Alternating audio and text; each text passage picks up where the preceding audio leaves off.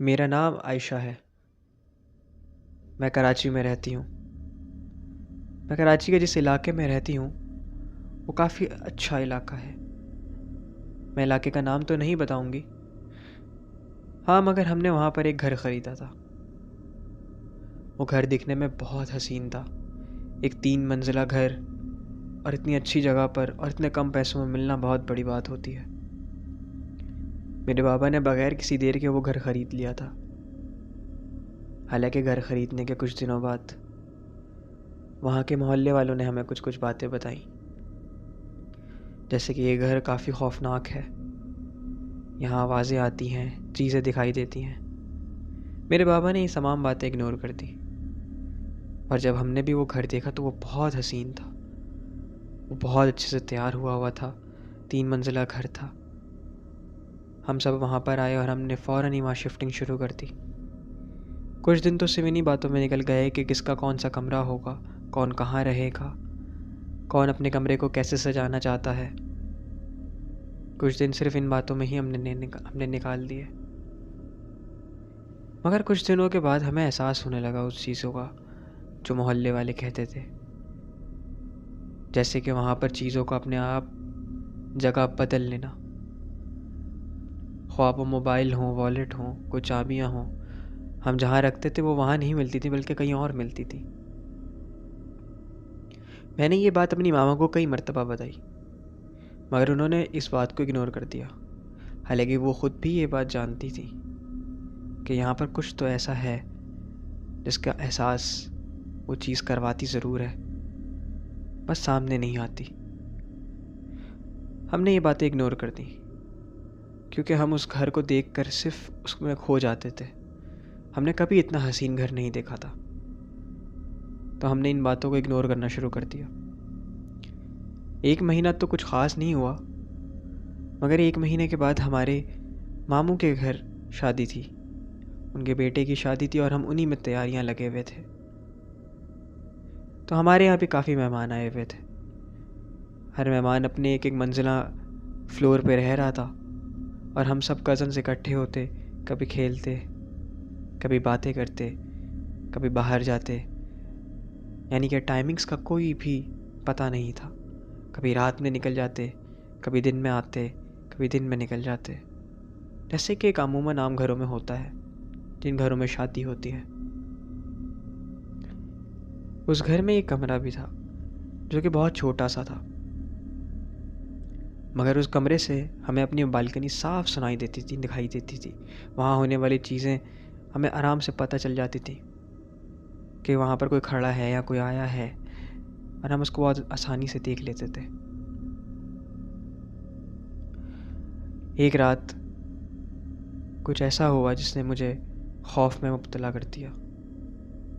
ہم سب کزن اسی طریقے سے رات میں بیٹھے ہوئے باتیں کر رہے تھے، تو میرے ایک کزن نے کہا کہ کیوں نہ کچھ کھیلا جائے۔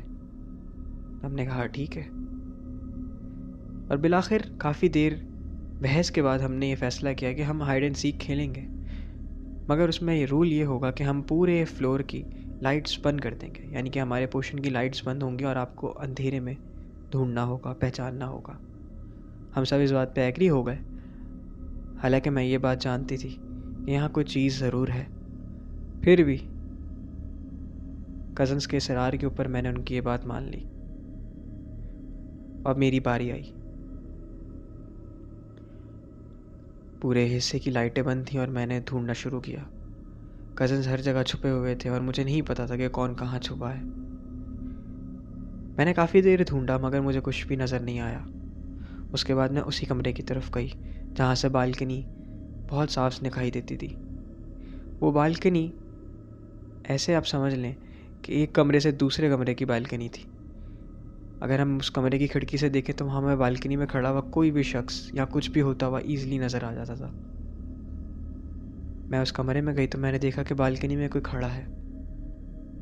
مجھے لگا شاید میرا کوئی کزن ہے جو وہاں پر چھپ کر کھڑا ہے اور اندھیرے کا فائدہ اٹھا رہا ہے کہ کوئی اسے نہ دیکھ لے۔ میں خاموشی سے اس کے پیچھے گئی اور بالکنی کے پیچھے جا کے کھڑی ہو گئی، لیکن جو چیز میں نے دیکھی اس نے میرے رونگٹے کھڑے کر دیے۔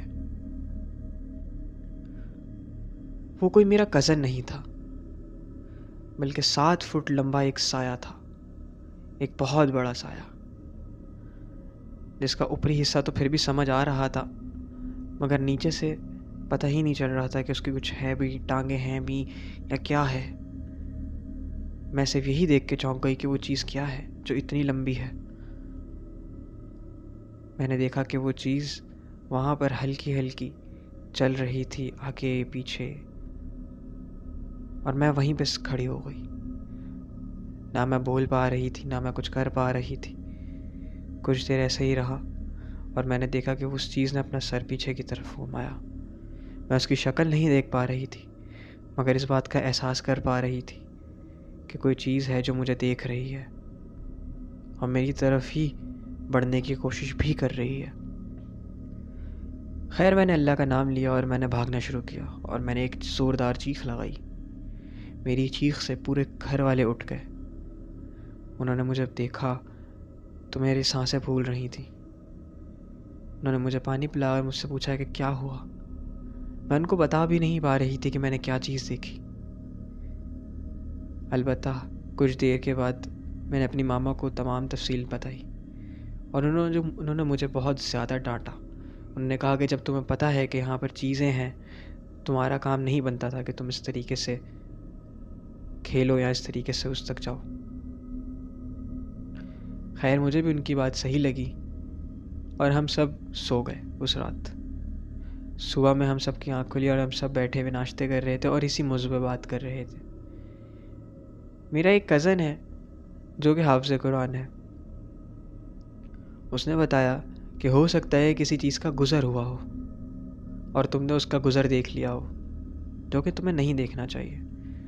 اب اس کو یہ بات کون بتائے کہ یہ گزر نہیں ہے، بلکہ ایک چیز ہے جو ہمارے یہاں شروع سے رہتی ہے، بس کبھی ظاہر نہیں ہوئی تھی، اور میں نے اس دن اس کا ظاہر ہونا دیکھ لیا تھا۔ خیر، البتہ میں نے اس بات کا جواب اس کو نہیں دیا، اور بات یوں ہی 1-2 دن میں رفع دفع ہو گئی۔ البتہ وہ چیز جو بھی تھی اس کا خوف ابھی تک تھا مجھ میں۔ خیر، البتہ اب تو ہمیں عادت ہو چکی ہے ایسی چیزوں کی، ایسی حرکتوں کی، لیکن وہ چیز ہمیں نقصان نہیں پہنچاتی، اور ہم بھی کوشش کرتے ہیں کہ اس کو نہ ہی دیکھیں، نہ ہی ایسی جگہ پر جائیں جہاں ہمیں خدشہ ہے کہ وہ ہمیں نظر آ جائے گی۔